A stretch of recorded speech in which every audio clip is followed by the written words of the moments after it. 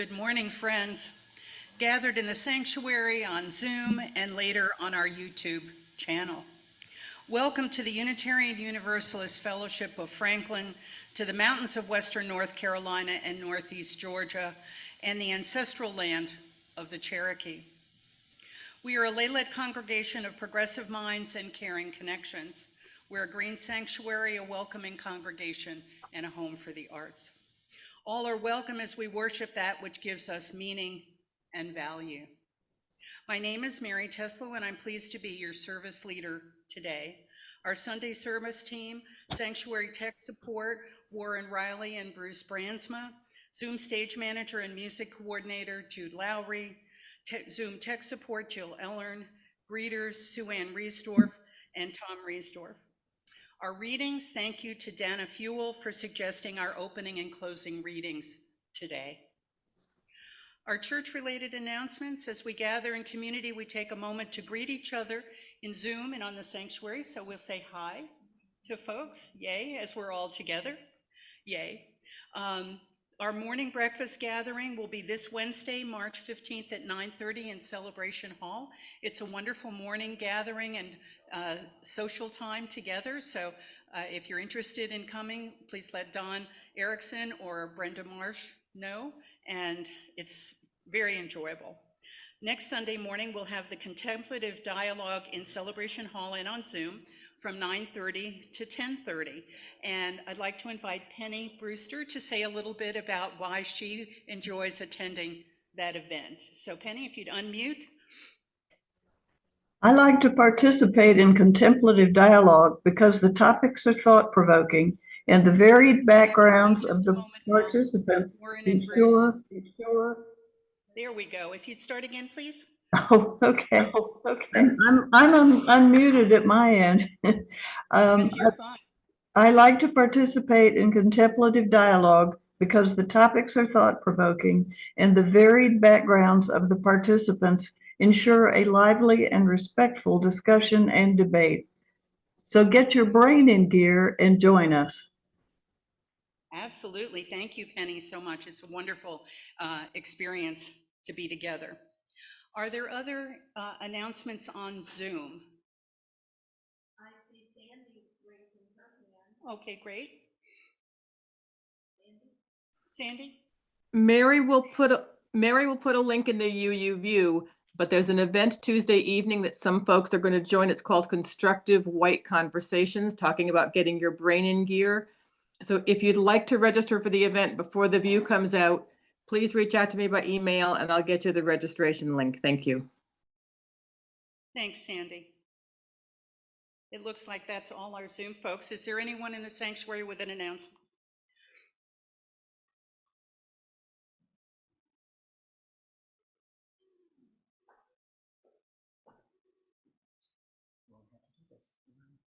Hi, I'm Robbie Greenberg. This afternoon we have our listening room coffee house. David Lamont will be here from Black Mountain. He's a wonderful singer-songwriter. This is now a church event, so we are very happy that we have volunteers to help make this happen. We'll have a concert starting at 2:30, take a break halfway through, and then come back up to enjoy the rest of the show. And I hope you'll join us. Thank you. And before we finish service, we will have a preview of David, so you'll get an extra taste of his music. Thank you.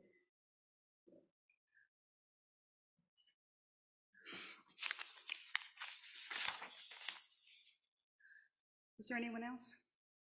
Please. Well, I think we're going to wait till later for introductions, and we'll look forward to it. Our fellowship is a light for liberal religion in the mountains that values diversity and the richness it brings to our community. Our celebration of diversity is reflected in the variety of our Sunday services, and we hope today's service enriches your journey. Today, we welcome back Bob Scott with a message on the value of our public libraries.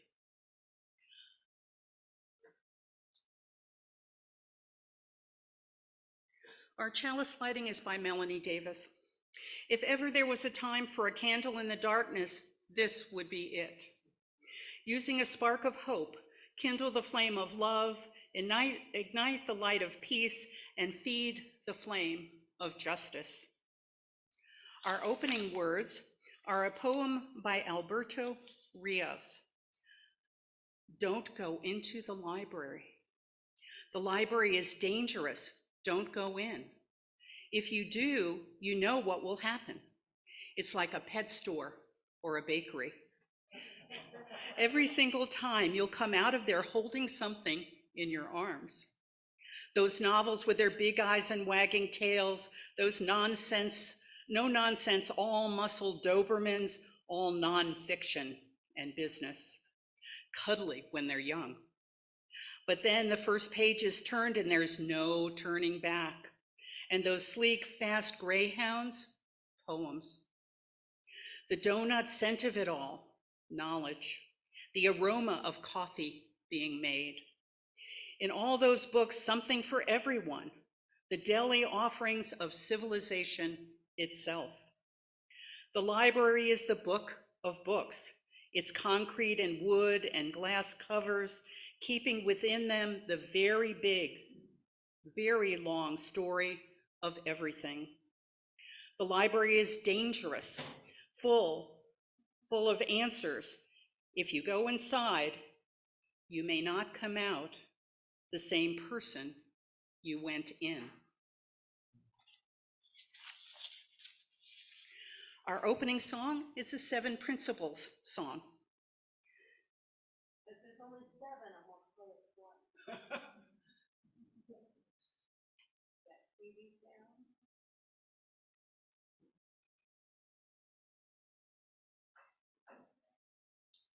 Ready?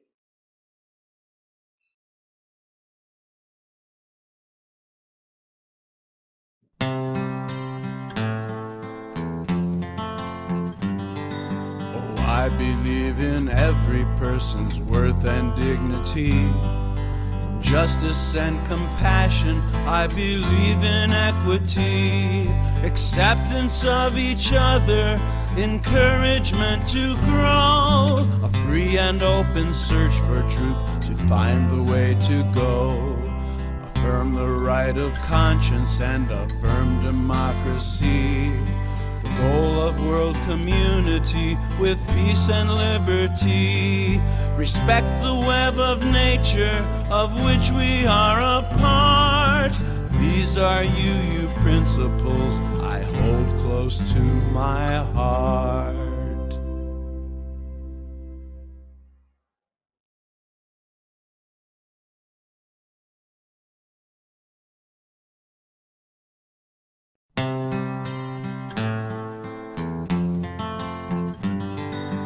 I believe in every person's worth and dignity, in justice and compassion. I believe in equity, acceptance of each other, encouragement to grow, a free and open search for truth to find the way to go, affirm the right of conscience and affirm democracy. Goal of world community with peace and liberty. Respect the web of nature of which we are a part. These are UU principles I hold close to my heart.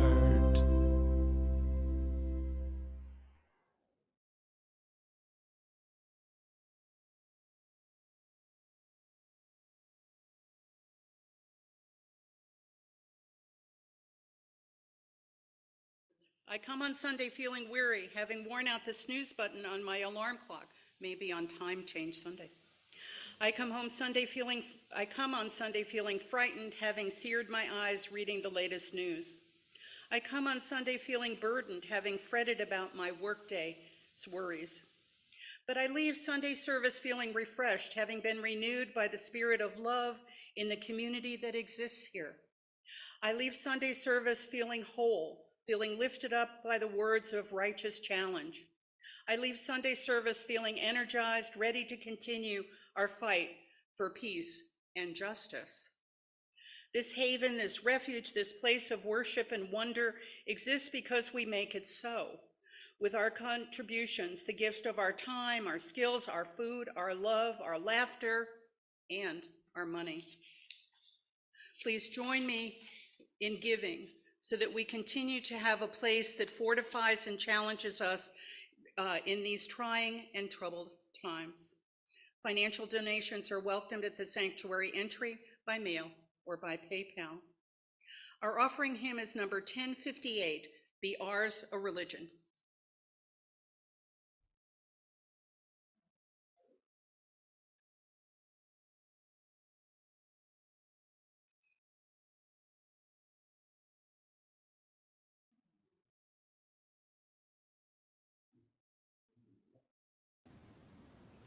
Be ours a religion which like sunshine goes everywhere.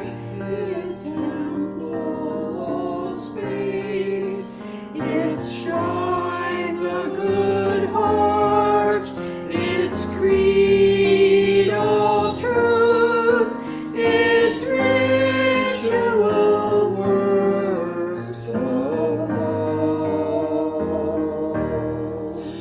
be ours a religion which like sunshine grows everywhere, its temple all space, its shrine a good heart, its creed all truth, its ritual works of love. Be ours a religion which like sunshine goes everywhere, its temple all space, its shrine the good heart, its creed all truth, its ritual works of love. Be ours a religion which like sunshine grows everywhere, its temple all space, its shrine the good heart, its creed all truth, its ritual works of love.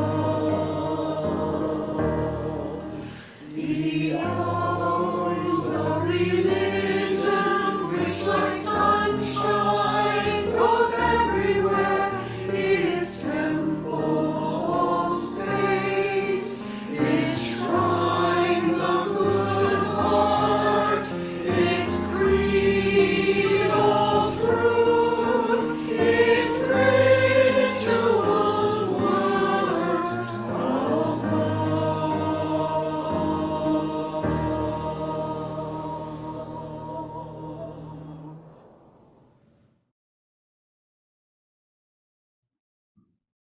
The dedication of our gifts. Gifts given in love and hope, continuous cycle of love and hope. So may it be. We are delighted to welcome back our friend Bob Scott this morning. Bob is a former mayor of Franklin who served 4 terms as mayor and 12 years on the city council. He is the chair of the North Carolina Mayor Association and a member of the executive council of the North Carolina League of Municipalities. Bob holds membership in the ACLU, the Freedom from Religion Foundation, the American Humanist Association, and several other organizations dealing with democracy and protection of the First Amendment. He is also a strong backer of stricter gun control legislation. Bob is a graduate of Western Carolina University, has served in the South Carolina National Guard and the Army Reserve, and has been in Franklin since 1967. He is currently a freelance writer and photographer. Please join me in welcoming back our friend, Bob Scott.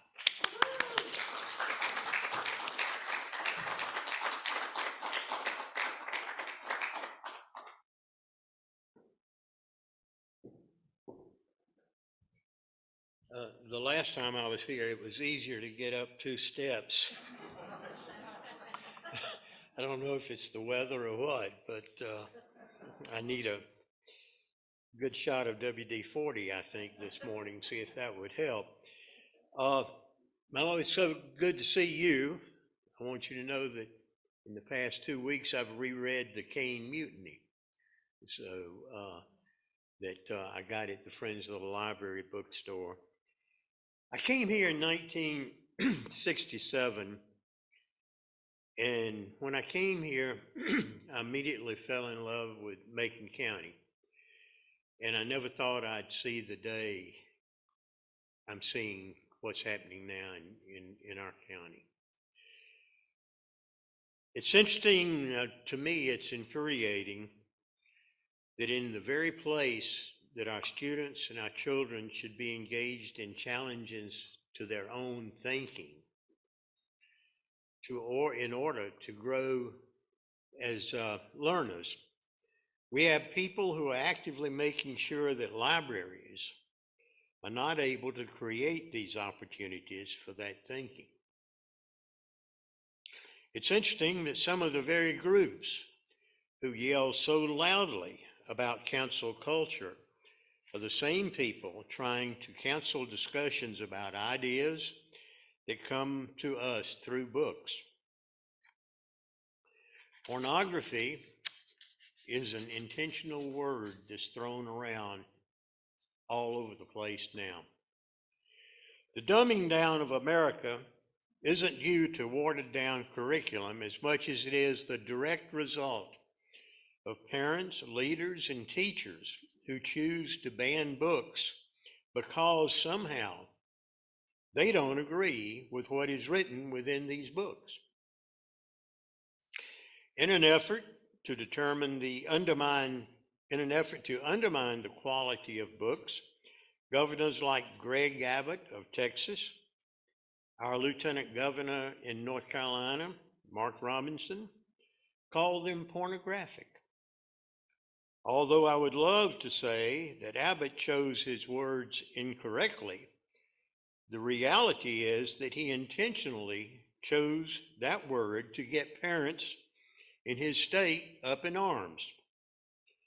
I wonder how many of the books being banned have actually been read by the parents and the opponents to our libraries. Sure, they can read a passage at a board meeting, but have they actually read the whole book?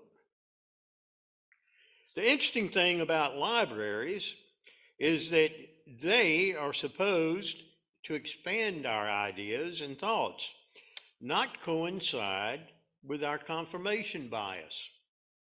Books are supposed to inspire us to engage in debate and an exchange of ideas, but too many of these states that are banning books would rather censor the freedom of thought.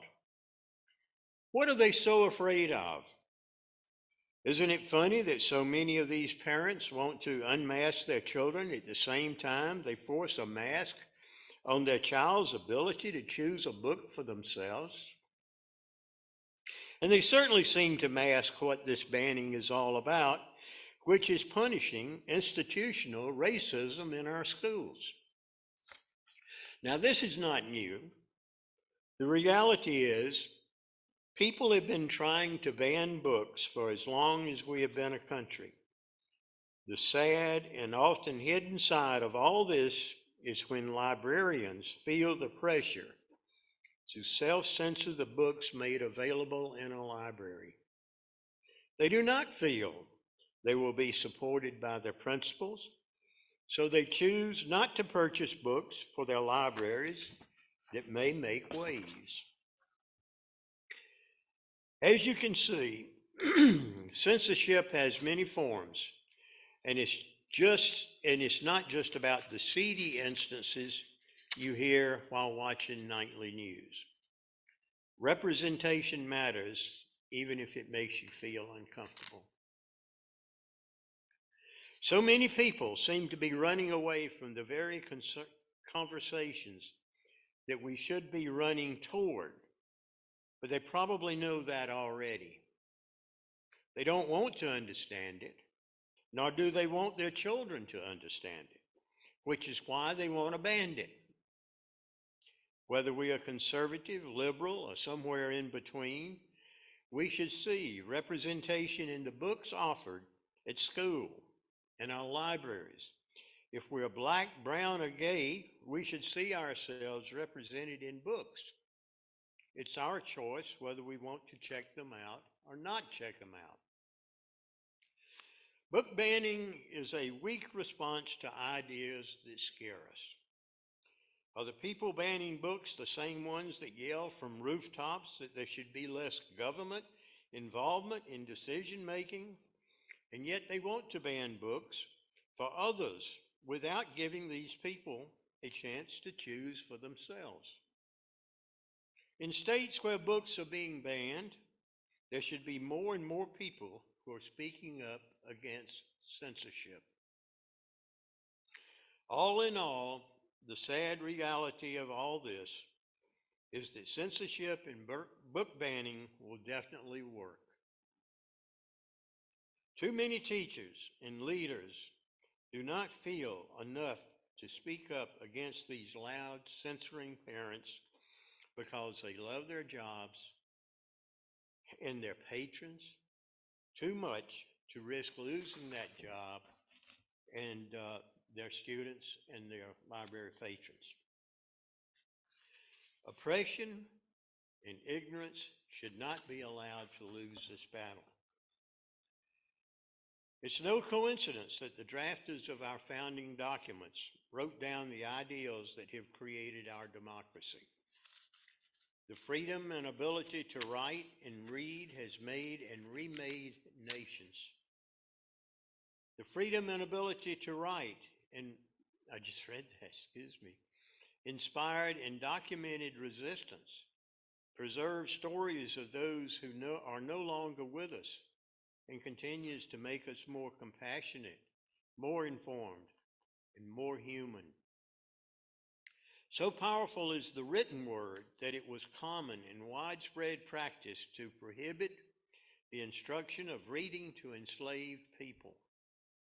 Literacy empowered and empowers resistance to and liberation, lost my place, from the plantation economy that was foundational to the creation of the nation. In righteous defiance of these restrictions, people who were enslaved, including Harriet Jacobs, who was born in Edenton, North Carolina, and Frederick Douglass, learned to read and write.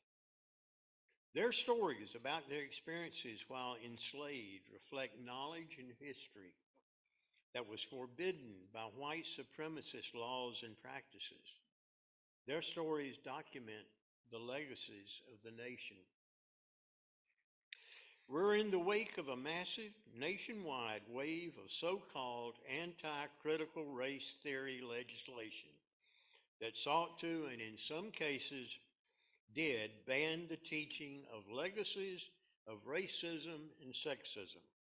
In many cases, these bills encouraged only uninformed allegiance rather than informed understanding of the painful complexities of our country. We saw several of these bills introduced in North Carolina's most recent legislative sessions. The threat of censorship and the suppression of knowledge is alive and well today and continues a long legacy of attempting to silence minoritized people. Whether it is literature by Black and Brown and our LGBTQA, whether it is literature, the books that represent and explore other systems of government, we stand to learn from their stories. And the stories of those who are nothing like us. We will also learn who we are by resisting the suppression. That is unfortunately what is happening in our country today. It is suppression of thought that we do not agree with. There have been, according to the American Library Association, there have been 729 book challenges compared to 156 in 2020. I've got a whole bunch of statistics here, but I'm not sure that you want to hear a lot of statistics, but you're going to hear a few anyhow.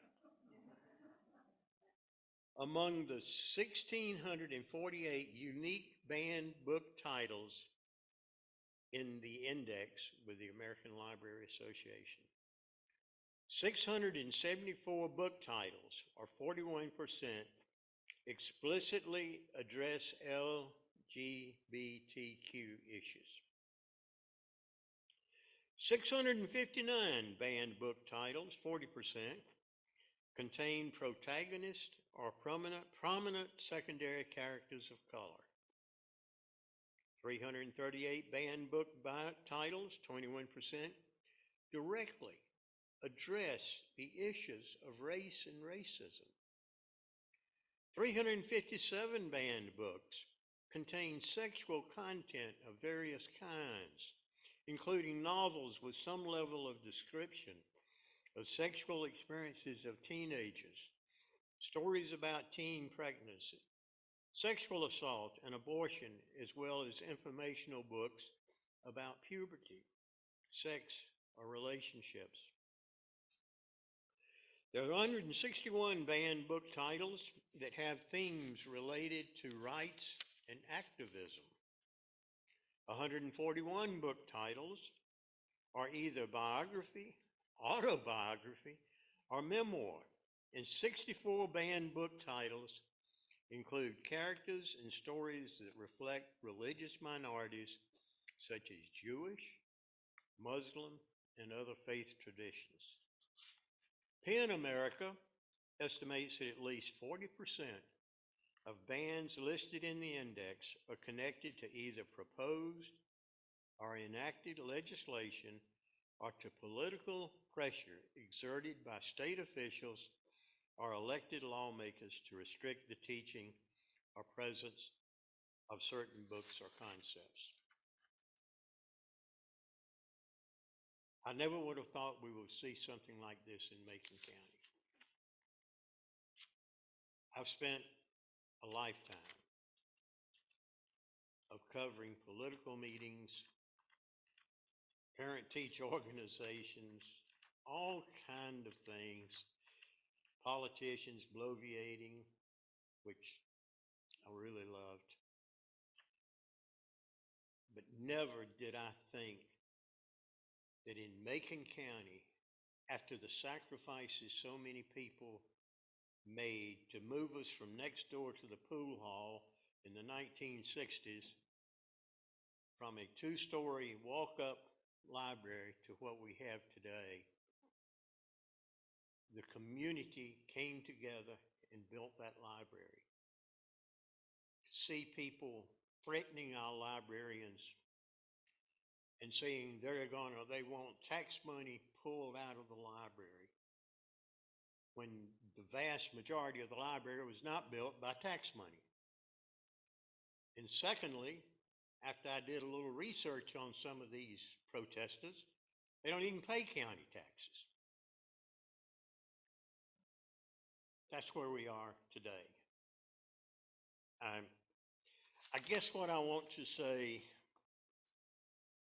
is pretty much from the standpoint of what we as a community can do or should do. Call the commissioners. Call Kevin Corbin. Call Carl Gillespie. Don't let them off easy. You're paying them. I don't think there's any real reason to call the town board because they don't have anything much to do with the library. They should, but years ago they stopped giving financial support to the library because they felt like it was a county entity rather than a town entity.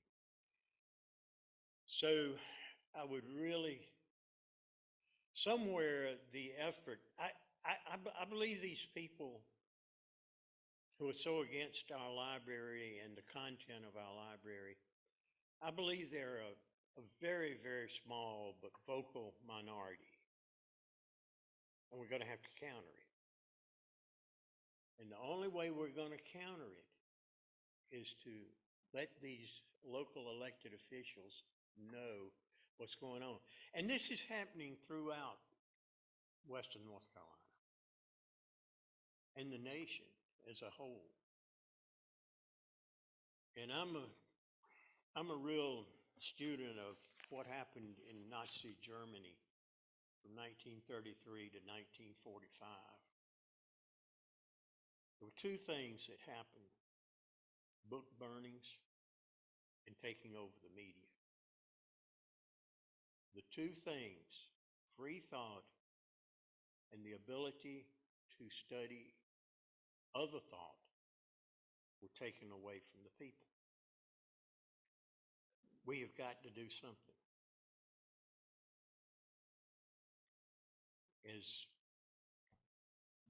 As I was introduced, I am a member of the Freedom from Religion Foundation, the American Humanist Association. All those are some kind of Marxist organizations, according to other people. But I do think the one serious problem we have in the nation is the dumbing down of America. And you can call it what it is. It's thought control. And it can happen.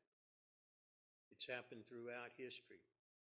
The lifespan of all democracies is somewhere around 200 years. I don't know if it's coincidence, but I don't think it is. I think it is when the people agree to be led by small vocal minorities and don't stand up.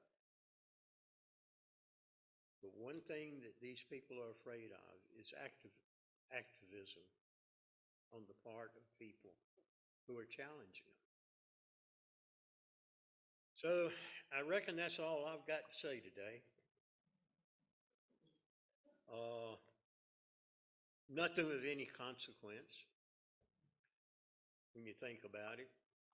I guess we'll all go home and be upset about it. But let me make a suggestion. Get all the like-minded people that there are. Start calling our commissioners. You better bet your bottom dollar that the people opposing our library are calling them. They have them on speed dial. And so I'm asking you here today as an old washed up over the hill politician, it's your land, it's your county, it's your library. This library does not belong to a group of people. It belongs to every one of us. And those of you who were here during that time, I'm afraid we're seeing about the same thing that could happen to our library that happened to our hospital. People didn't speak up, and we lost our hospital. And I think, thank goodness I'm not a mayor anymore, because what do you do with an empty hospital when it can't be used for any kind of medical facility, because that would be against the business plan of the Hospital Corporation of America. Well, unless there's a question, I think I've said enough for one day. And I appreciate very much what the Universal Unitarians do. Your history is long, and you have been a voice for democracy ever since I don't know when. Yes. I know that certain people that are organizing the protest of the library. Is there anybody organizing to support the library? Don, I don't think we can hear your question. don't know if there's anybody organizing support of the library. It seems to be pretty loose. The support is there, but I think that there's no organization there. I think that's the issue. But no, I do think there is. Write letters to the editor. Right. Rants and raves. That's probably the most read part of our local newspaper. But write in, let people know how you feel about it, even if you want to make it an anonymous rant. But put your name on letters to the editor. And I think everybody does support our library. And I do think this is a very small part. I know that one lady who said that I cussed her out. Well, I guess if calling yourself a secular humanist is cussing, and when I asked her about something about, she homeschools her children. And she doesn't allow them to go to the library, but she was there protesting our library. And what they were protesting is not even in the children's section. I don't know what's brought it out. I don't know if it's something in the water. I don't know.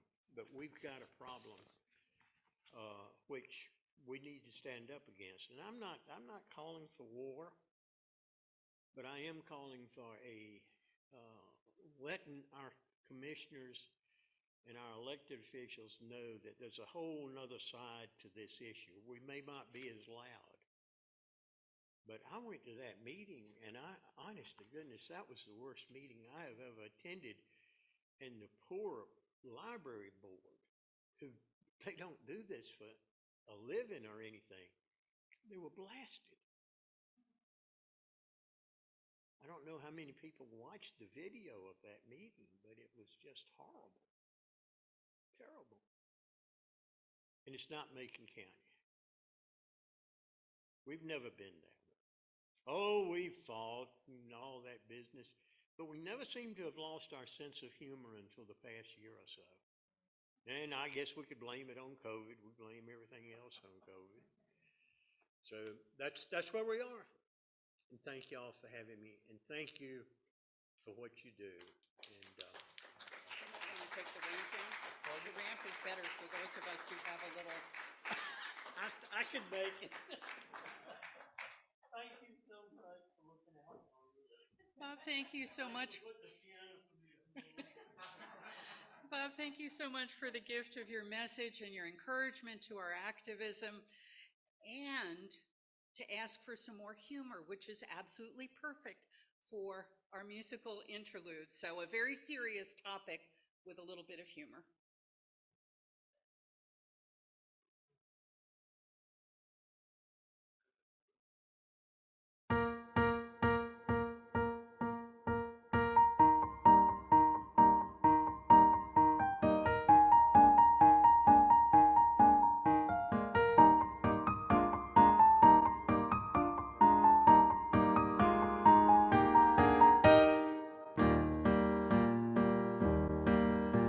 I am the very model of a modern Unitarian, far broader than a Catholic, Hindu, Jew, or Presbyterian.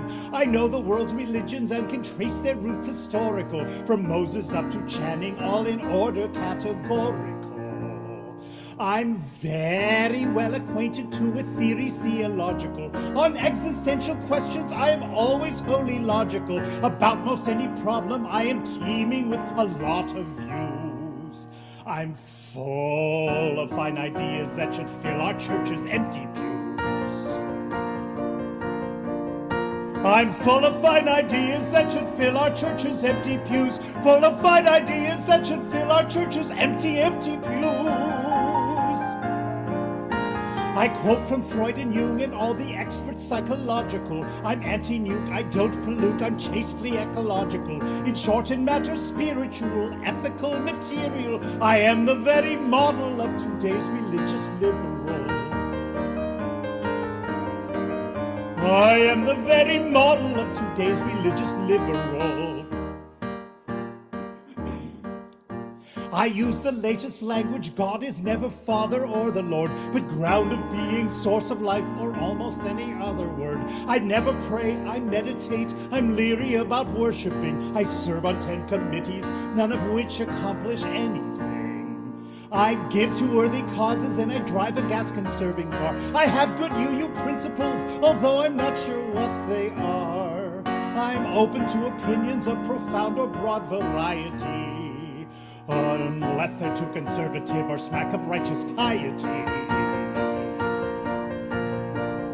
Unless they're too conservative or smack of righteous piety. Unless they're too conservative or smack of righteous piety.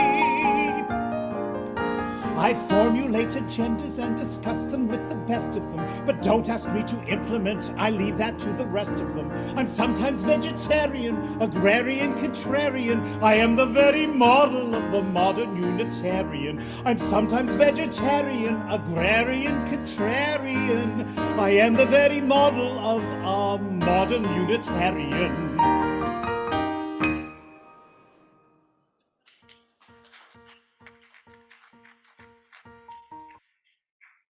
A little bit of humor. There we go. As we prepare for joys and concerns, let me tell you that we are not going to pause the recording now. It will be cut out later, so these are still private moments. A pebble cast into a pond causes ripples that spread in all directions. As a spiritual community, it's our deepest intention to be authentically present to one another, especially in times of challenge and times of joy. One way we do this is by pausing in the Sunday service to listen to the life-changing personal milestones in our lives. If you have such a milestone and choose to share it aloud, we invite you to share it now, and I'll drop a pebble in the water. We'll begin with those on Zoom acknowledged by our host, followed by those in the sanctuary.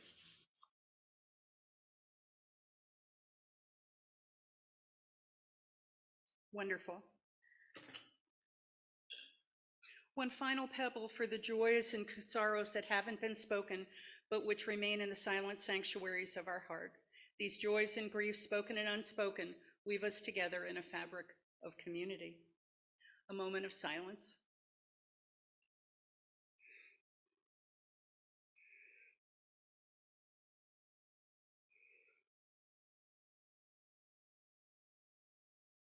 Our closing words, also suggested by Dana Fuel, are from Frederick Buckner.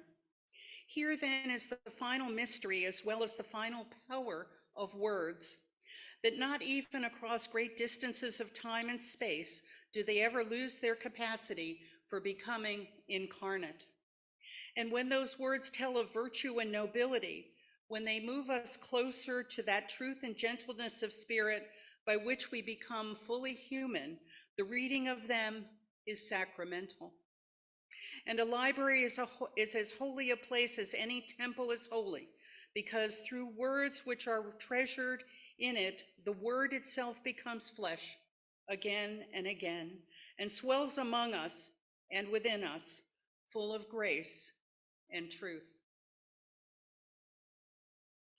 And now our closing song is a preview of David Lamont, who will be performing this afternoon at 2:30 at the listening room here in the sanctuary.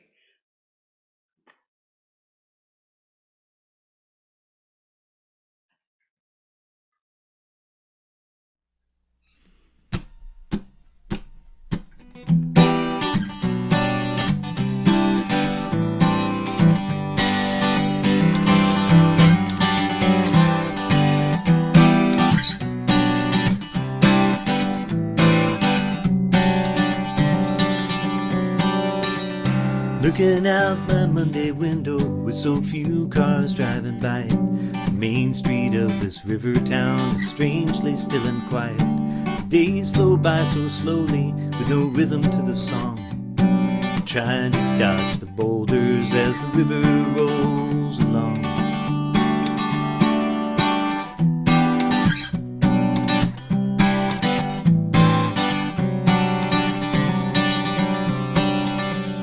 Back in March there was a meeting at the VFW.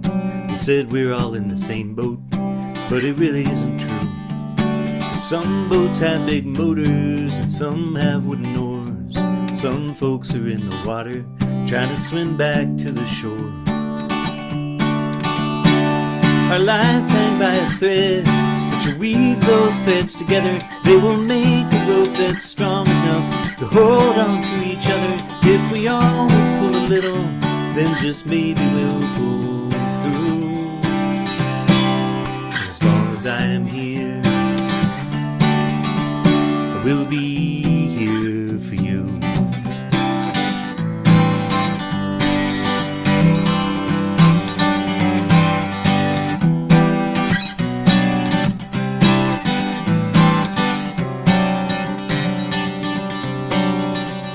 There are many who need comfort, there are many mouths to feed.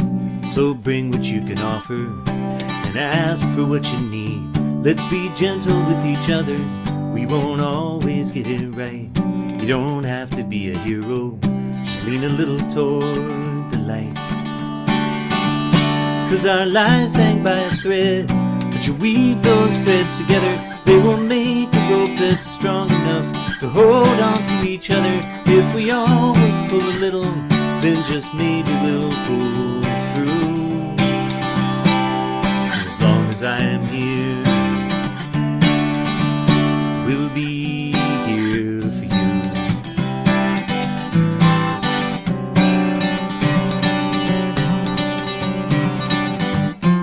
You don't have to say you're okay, let's just stick to what is true.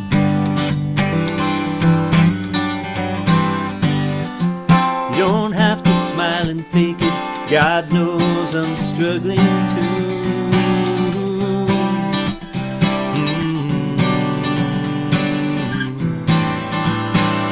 Our lives hang by a thread, but you weave those threads together, they will make a rope that's strong enough to hold on to each other. If we all will pull a little, then just maybe we'll pull through. As long as I am here, I said as long as I am here, I will be here for you.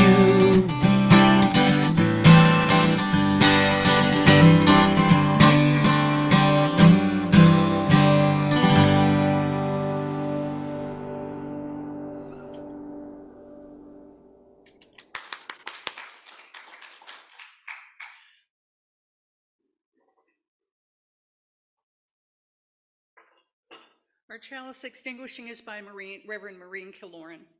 We extinguish this chalice flame, daring to carry forward the vision of this free faith, that freedom, reason, and justice will one day prevail in this nation and across the earth.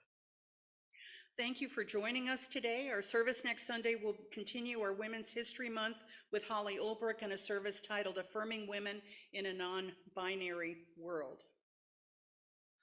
Our closing covenant, now we will join in spirit as we recite our covenant together. Love is the spirit of this fellowship, and community is its goal. This is our great covenant, to dwell together in peace, to seek the truth in love, and to help one another. So may it be.